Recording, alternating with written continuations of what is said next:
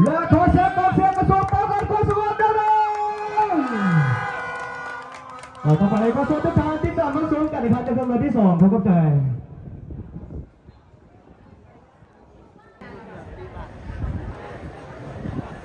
มีม้วนเลยมีม้วนกับเด็กบ้านเป็นผู้เจ้าอยู่อ่ะ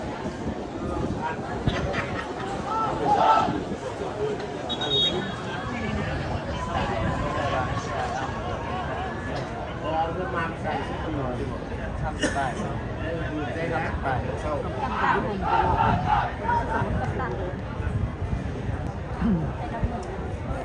ถึงเวลาที่2ของการแข่งขันระหว่างกระทรวงปกสกับทางแขวงโรงพยาบาลตอนนี้กระทรวงปกสนำอยู่1-0นาที23จากคลิกนะครับเปลี่ยนเรื่องเนาะปกสเสือสีเขียวส่วนโรงพยาบาลเสือสีแดงครับ ตีแบบกล้องจ้องเลยบ้านได้กว้างเลยกล้องจ้อง สำหรับการแข่งขันนี้ในรายการงานมหกรรมกีฬาแห่งชาติลาวครั้งที่12หรือว่านครหลวงวิงจันทร์เกมครับซึ่งวันได้จัดขึ้นอยู่ที่นครหลวงวิงจันทร์เป็นเจ้าภาพในปีนี้เนาะเจ้าปีก่อนแม่นทางแฝงเสียงขวางเนาะปีนี้ถือว่ามั่นแน่นอนเป็นว่าจัดได้เจ้ามาแล้ว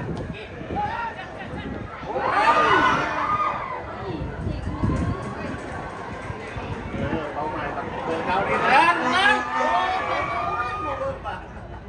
บอกแหล่เป๊ะลูกแหล่ไม่เคยเลยยังไงวะ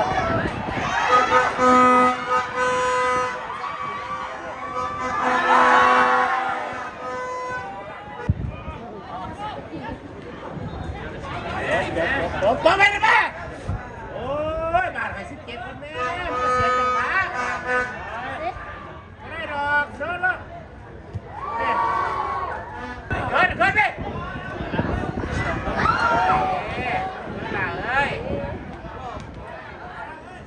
เอ้ยเก็บไว้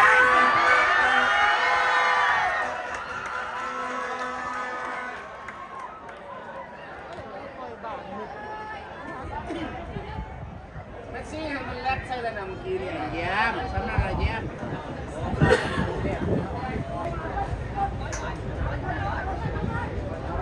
เย็นๆช่างคะแนนช่างเฮงให้มันไป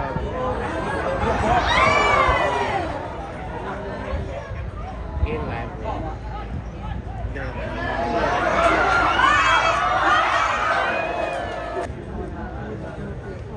นี่บ้านนวดเลยอันนั้นเขาเครื่องเดินมือเขาใส่มือตัวเนี่ยเขาใส่ต้องซ่อม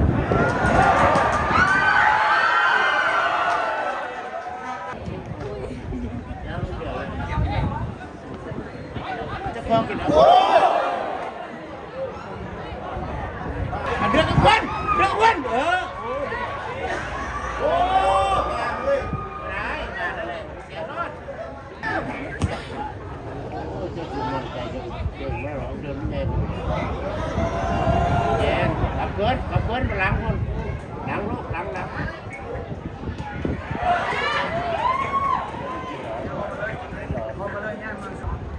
เขามาซ้อมตามเกมเขาเล่นเนี่ยแม่มาเสือเนี่ย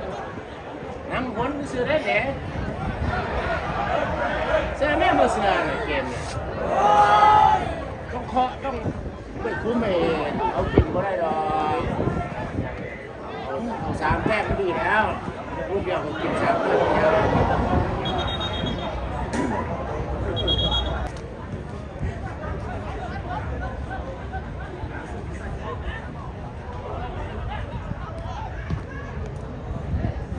เฮ้ยตัวนี้ขึ้นเลย5 ปุ่มมงกว่าเย็นพ่อให้ดีนะแบนเล่นกลางโอ้ยตายคอยเล่นแม่ถามลงเดินกับคนโลกเดินกับคนดึงกับจวดเลยนะดึงกับเปิดเลยนะเก่งหายเก่งเยี่ยม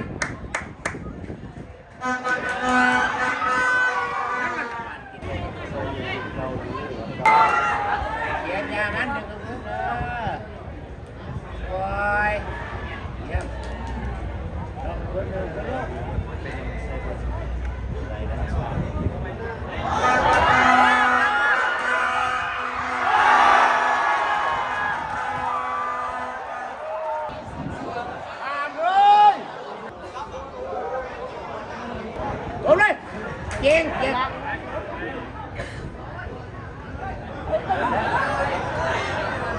อันนึงศูนย์อันนึงศูนย์กระเกียกระเกียจะกินเนี่ยบ้านจะกินเสมออยากได้เสมอเลยพอเลยถึงขั้นแรกกันเลยขอบคุณขอบคุณไปเฮ็ดเจ็บมาย้อน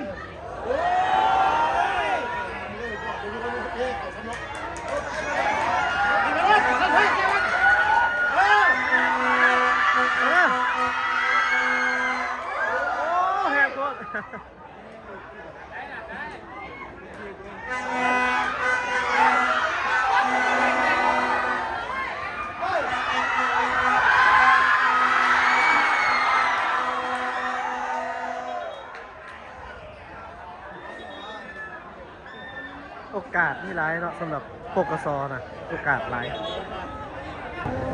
ตั้งมือสองขาพุ่นวะจะยกมือสองขาเนาะของขึ้นเนาะ เป็นตัวนักกีฬาโดยเฉพาะนักกีฬาหมายเลข17 จินดาซอสีสุริพลออกเดี๋ยวส่งนักกีฬาไปที่2สุขสวรรค์จันทวงศ์กับลิงแฮน โอ้ไม่ตาเดินหน่อยนี่นะเอ็นใจเย็นฟ้าว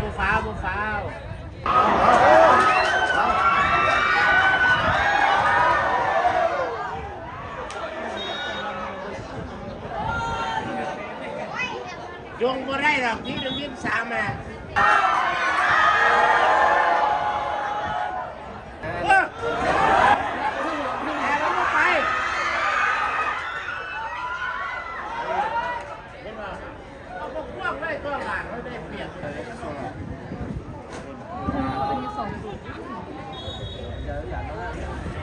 เราลงทุนเนี่ย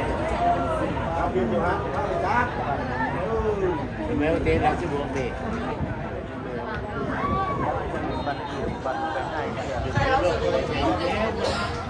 เพื่อนแข่งเลย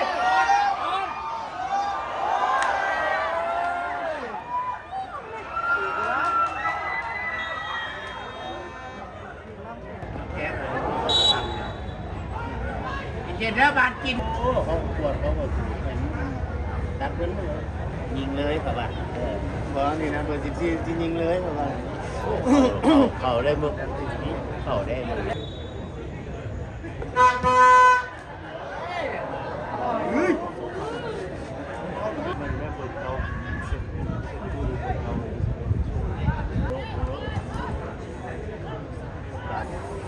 แขกเลยโบไล่แล้วนะใส่เราไล่ทั้งบ้านต้องเก็บต้องไล่แพ็คพื้นที่ที่สำคัญมันแพ็คพื้นที่เนี่ยได้เปรียบไว้ก็เกินก็รอกันกินยากเสมอบาทเสมอมาก็หาหนึ่งเสมอ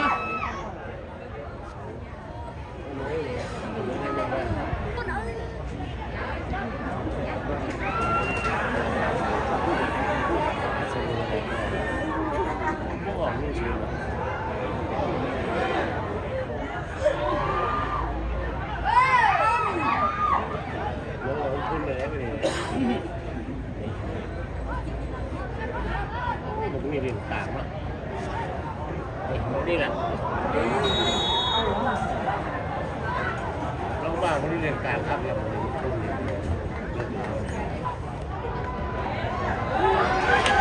แค่เลยไม่ครับเอาถูกแล้วคอย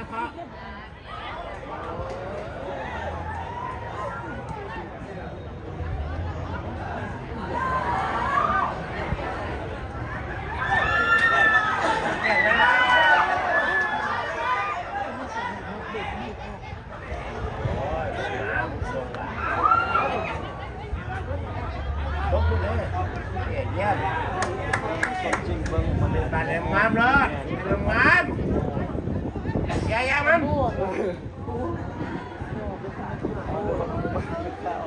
ลงขึ้นมันยัง ก็เดินใหญ่มันเอาละแม่สัว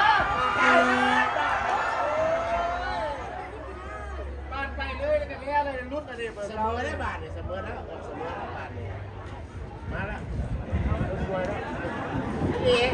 เสมอแล้วหมดแล้วอะไร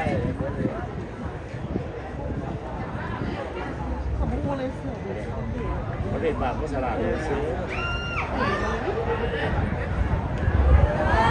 ไปฟ้องกันโอ้ยอยู่ที่บ้านเลยเนี่ยบานหน้า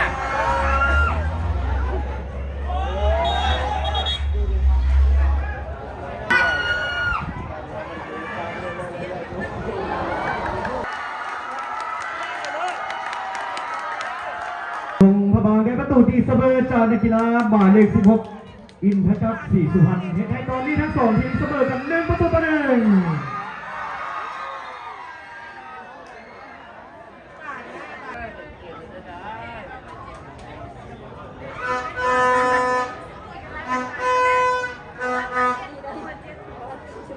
ขารอนี่หรอ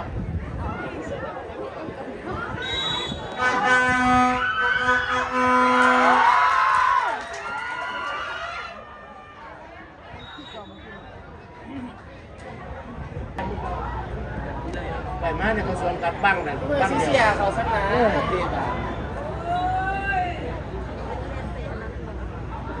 เป็นบาปสลาดเป็นเป็นลิงเลย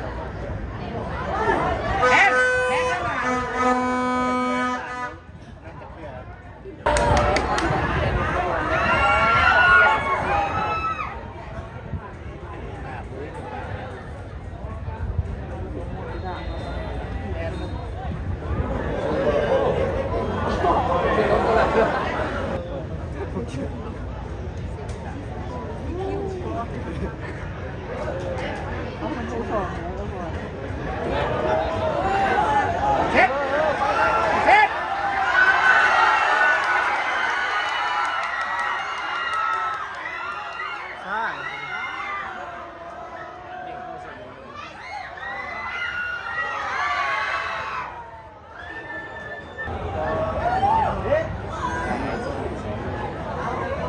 เล่นไปเลย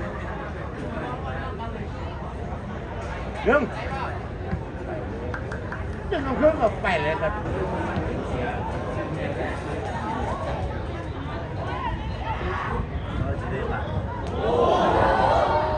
เป็นยัง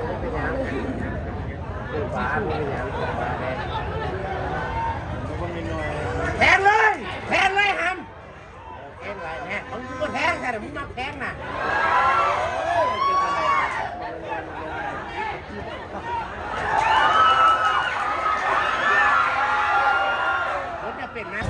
ว่าแล้วมันสิหนึ่งนะ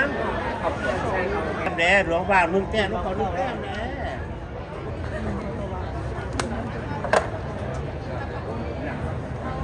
มึงแก้หลวงบ้าน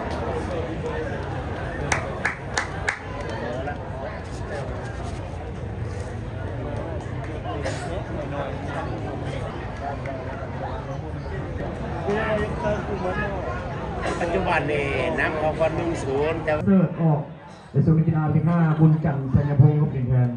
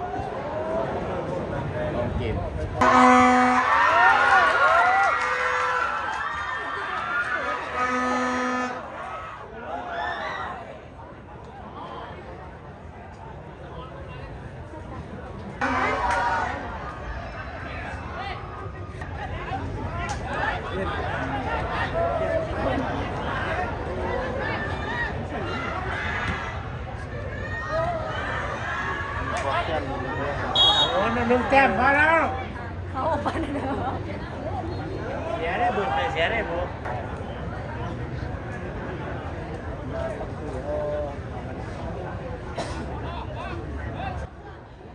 ตั้งธรรมดาพ่อธรรมดาก็ได้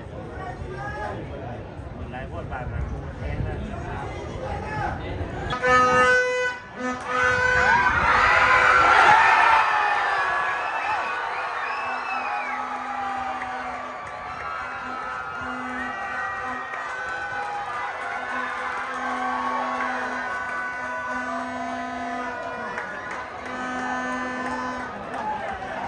เข้าวิสิตบุญประเสริฐเห็นให้ตอนนี้กระทรวงป้องกันความสงบขึ้นนำแขวกโรงพยาบาล2-1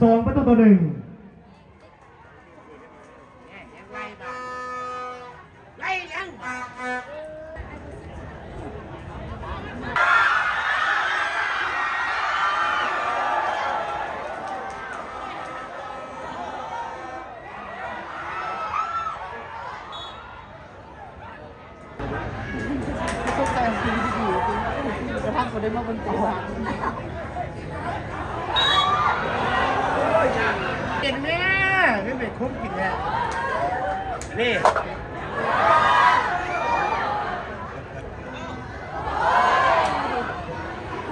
กินเลยไม่คุ้มกินไร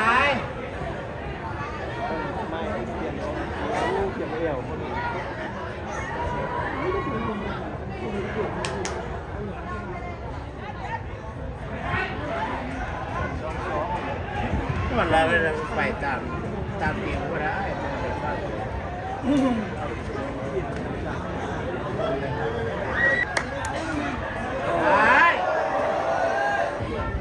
เป็นแม่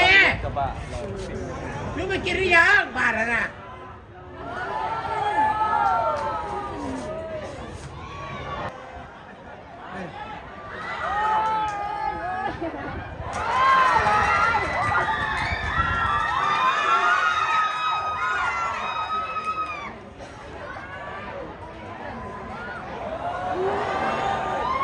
บาทมุ้ยตกคอเลยเลยพวกเรามุ้ยตกพื้นบาทปกครองมุ้ยตกพื้น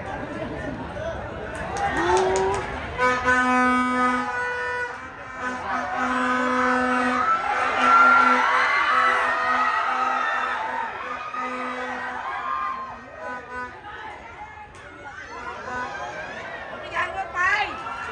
กินของมันยังเยี่ยมเดือดกับเพื่อนเดือดพี่ฟังใช่เลยไม่ได้ตัวบาทนะ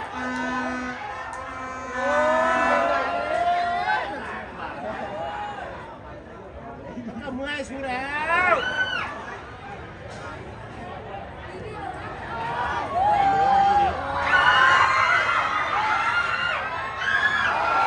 บาทแล้วก็พูดกูว่ากันนี่ยังจะดูสิไปแน่อะไรออกจากมันจะมันจะไปวนกับมันรีบมาเนี่ยจะไปวนกับมันจับไป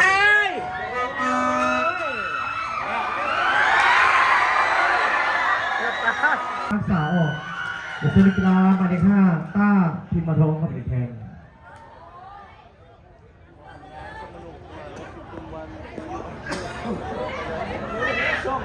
แต่ว่าเสมอทุกบาทกันเลย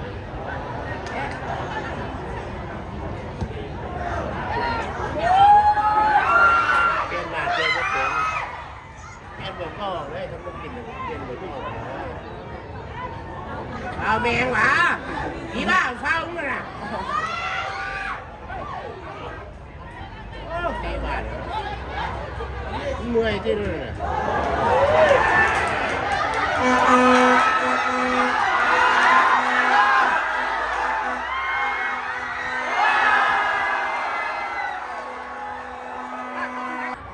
กินไปซื้อตายเนี่ยไม่ได้ซื้อกินกันตายเนี่ยว้าเดี๋ยวครับ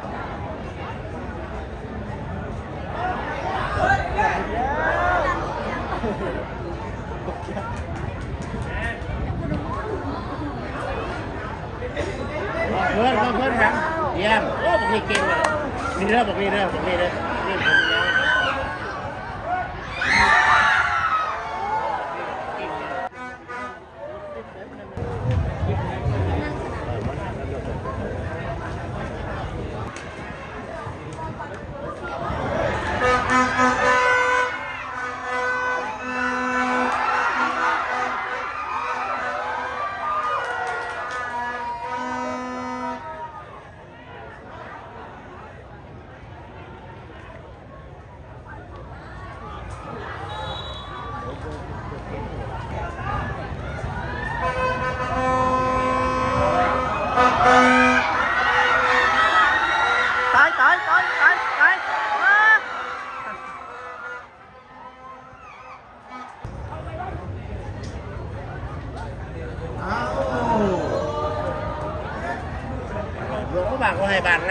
เอาปะต้องเกตไหมไอ้ผมจงก็ไม่สอนเขาได้เลยวะสอนเขาเองเช็ด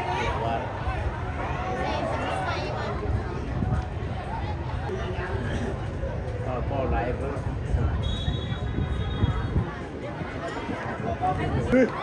อะไรแม่สูยืนหันจะแตกนี่อยู่แก้วบองแก้วบองแก้วบองแก้วบองเดี๋ยวลวกผักอยู่จำเนี่ย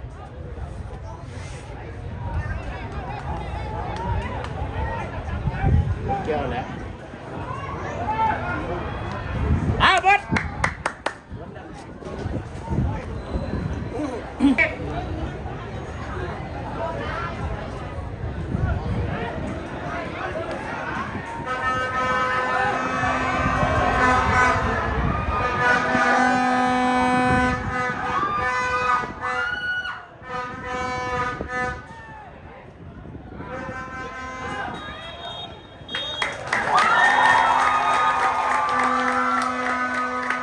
การแข่งขันในนัดนี้ระหว่างแขวงหลวงพระบางพบกับกระทรวงป้องกันความสงบ